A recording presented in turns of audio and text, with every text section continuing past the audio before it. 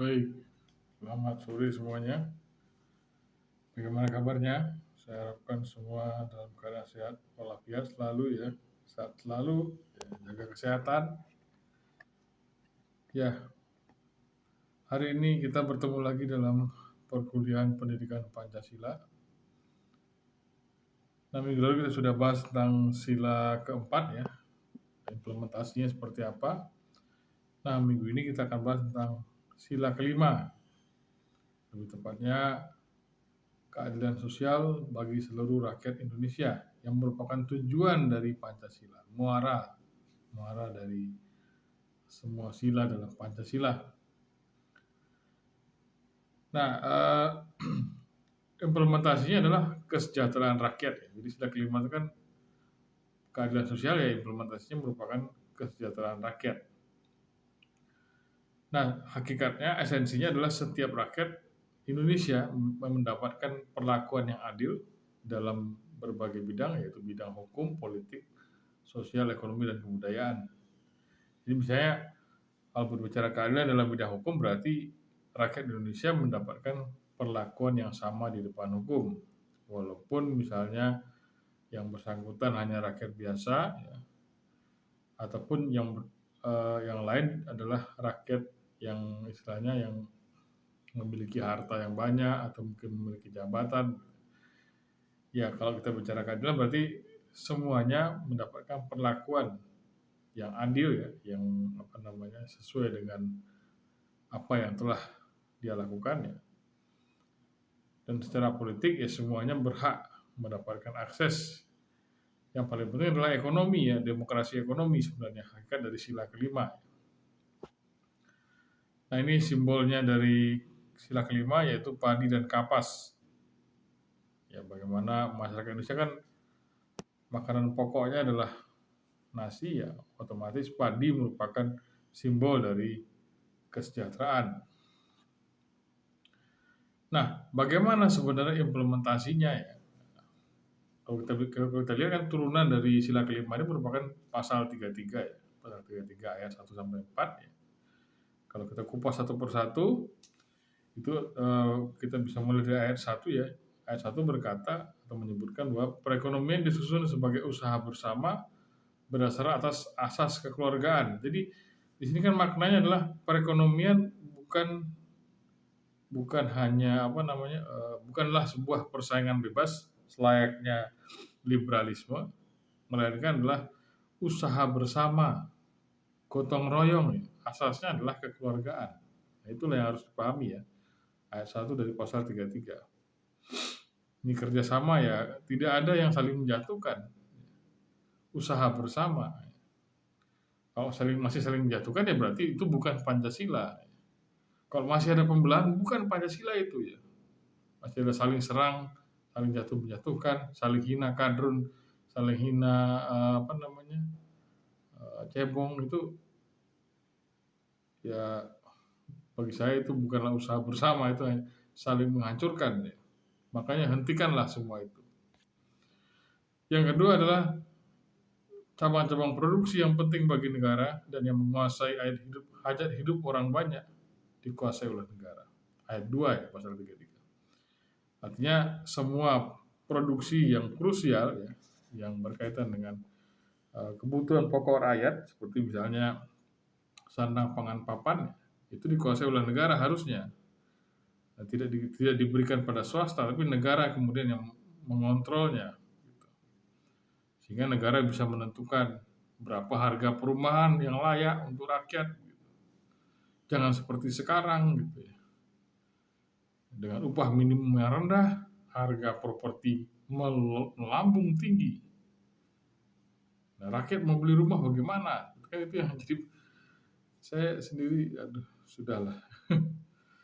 Ya, baik. Jadi harusnya negara, pemerintah dalam hal ini yang menguasai semua cabang-cabang produksi yang berkaitan dengan hajat hidup orang banyak, dengan kebutuhan pokok rakyat, ya, sandang, pangan, papan, gitu. Pakaian, makanan, dan perumahan. Harusnya itu menjadi BUMN paling tidak ya, atau ya kalau mau Idealnya ya perusahaan negara semua yang bekerja dalam berbagai produksi yang penting bagi negara dan menghasilkan hajat hidup orang banyak itu harusnya statusnya adalah pegawai negeri. Yang ketiga, bumi, air. Ayat 3 ya, bumi, air, dan kekayaan alam yang terkandung di dalamnya dikuasai oleh negara dan dipergunakan untuk sebesar-besar kemakmuran rakyat. Nah, ini yang lanjutan berikutnya. Bagaimana natural resources, sumber daya alam kita, harusnya kita bisa olah sendiri.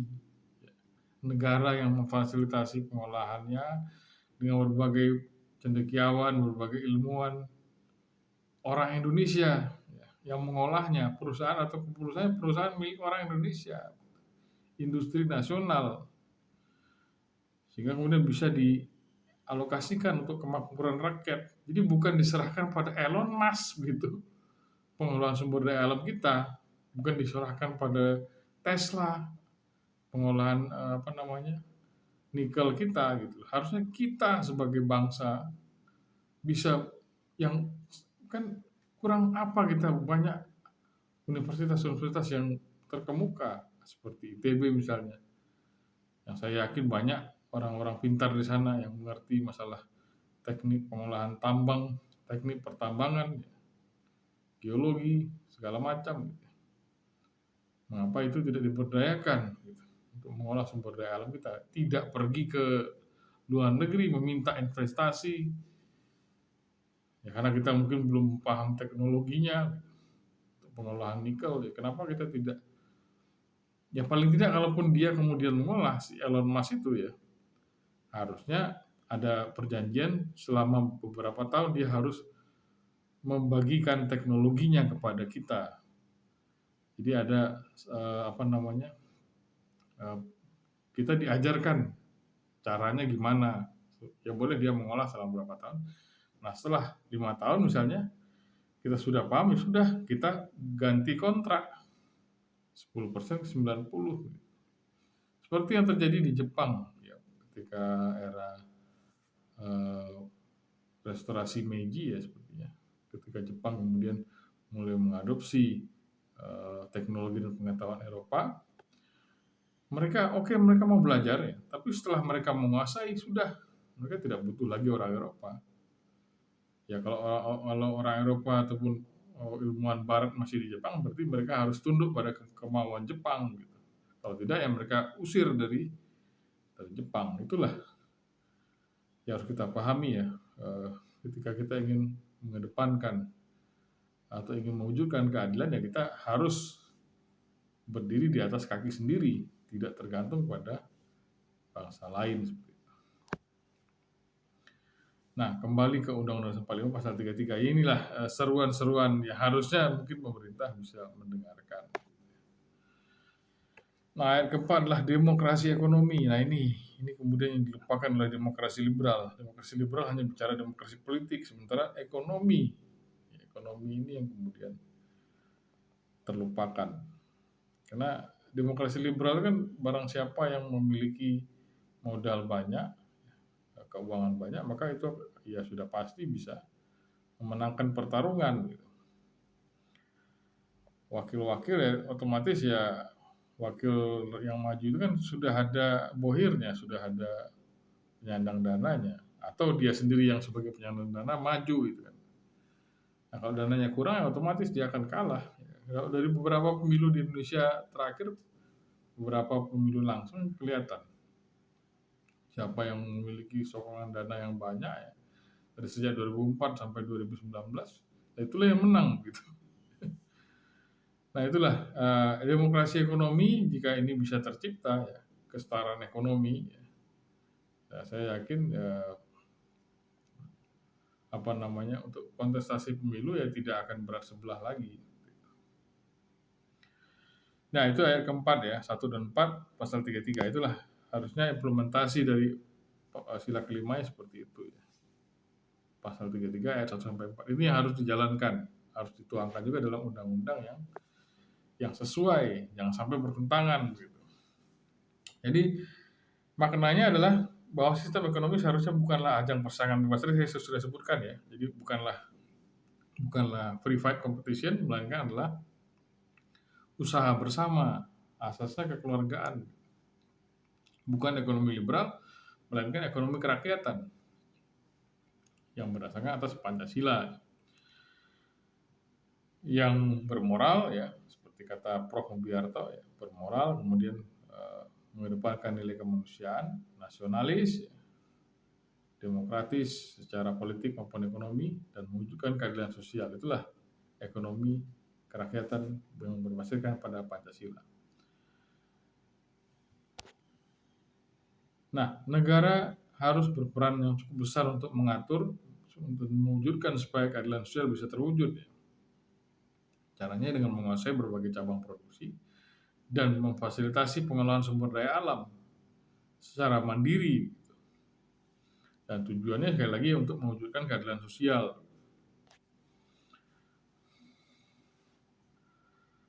Nah inilah hashtag keadilan sosial ya, sepertinya pawai, demonstrasi yang berupa pawai. Ini menarik juga, pawai budaya menyuarakan keadilan sosial ya. Mungkin bisa lebih konkret lagi keadilan sosial seperti apa itu ya, mungkin poin-poinnya harus dicantumkan juga. Nah, inilah kemudian sejarahnya ya, bagaimana kemudian pasal 33 itu, ya, pasal 33 itu kemudian diimplementasikan dalam perekonomian Indonesia yang merdeka, ya. Panitia Keuangan dan Perekonomian, panitia bentukan BPUPK yang diketuai oleh Bung Hatta, Muhammad Hatta. Nah, harusnya perekonomian Indonesia merdeka yang terkait pengertian dikuasai oleh negara itu adalah yang pasal 33 tadi, yaitu pertama pemerintah harus menjadi pengawas dan pengatur dengan berpedoman keselamatan rakyat, lex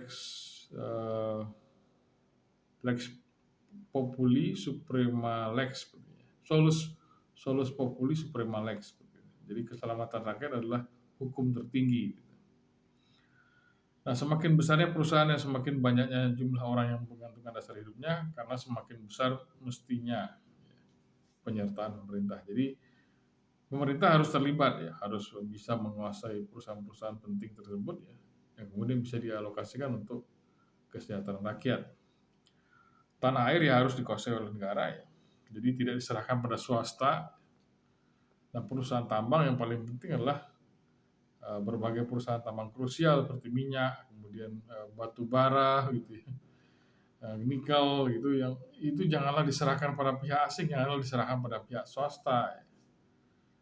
Atau jangan pula orang-orang pemerintah bermain mata dengan swasta. Kemudian nah, kita harus olah sendiri, negara yang mengolah sendiri, perusahaan negara yang mengolah dengan orang-orang Indonesia ya, yang menjadi pimpinannya dan juga yang menjadi intelektualnya, ilmuwan-ilmuwannya, seperti itu yang harus kita pahami. Kita harus belajar pada bangsa atau negara yang maju, dan kemudian setelah kita paham sudah, kita harus bisa sendiri.